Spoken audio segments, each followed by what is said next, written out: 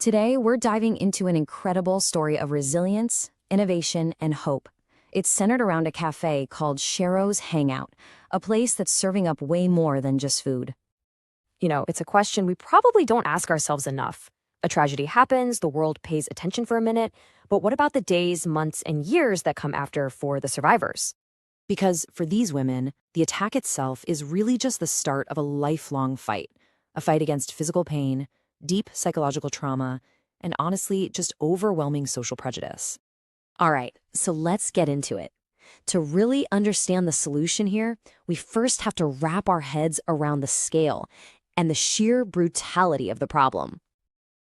An acid attack is just a horrific form of gender-based violence.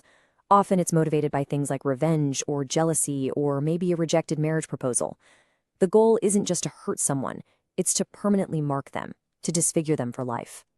According to India's National Crime Records Bureau, police reported 296 acid attack cases in 2022.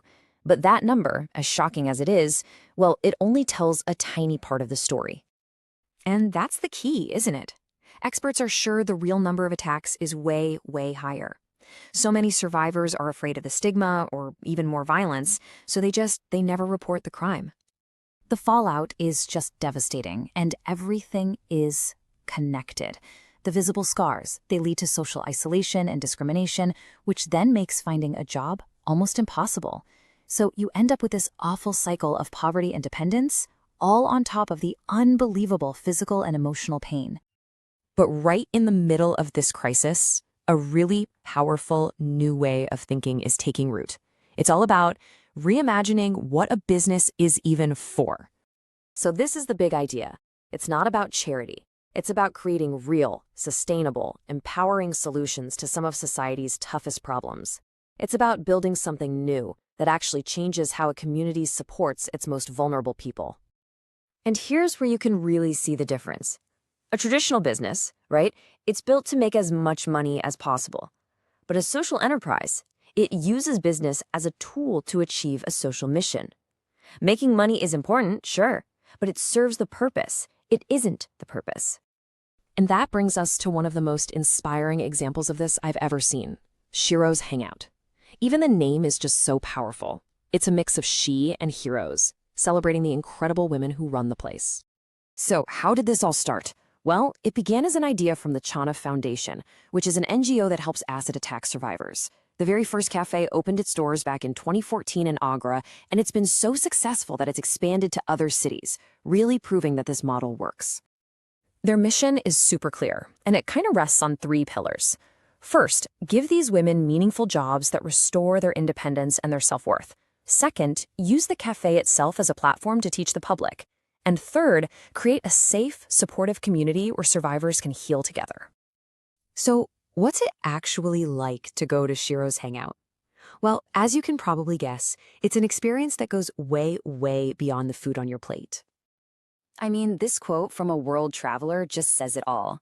This guy went to Agra to see the Taj Mahal, literally one of the wonders of the world, but the thing that left the biggest mark on him was this small cafe and the courageous women working there. Wow. Okay, so you sit down, you look at the menu, and you're probably wondering something simple, like, all right, how much for a burger? But then you notice something is missing.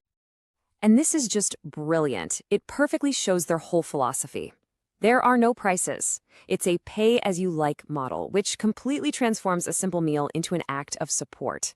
It's not a handout, it's an invitation to be part of the mission in a way that feels dignified for absolutely everyone.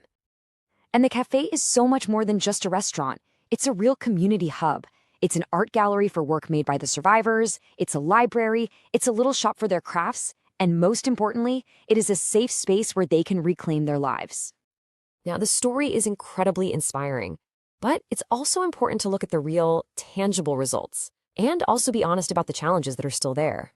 And the numbers, they really do speak for themselves. More than 20 survivors have found steady jobs, getting their economic independence back. Thousands of visitors from all over the world have been served, and every single one of them leaves with a much deeper understanding of the issue. The impact is truly global.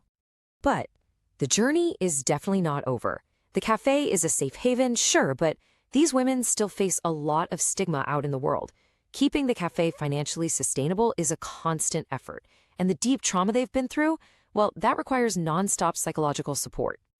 You know, the incredible thing about Sheroes Hangout isn't just that it works.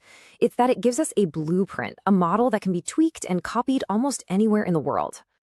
And guess what? It's already happening. You can see this model of empowerment through business popping up all over the place. From Cafe Positive in India, which employs young people who are HIV positive, to a place in Japan called the Restaurant of Mistaken Orders that hires staff with dementia. The core idea is universal. Create businesses that give people back their dignity and fight prejudice. And that really brings us to the final thought here. The story of Sheroes Hangout proves that even something as simple as a small cafe can be a powerful engine for social change. It kind of forces us to ask, what other parts of our world, our businesses, our neighborhoods, could we reimagine to build a more inclusive and, a more hopeful world?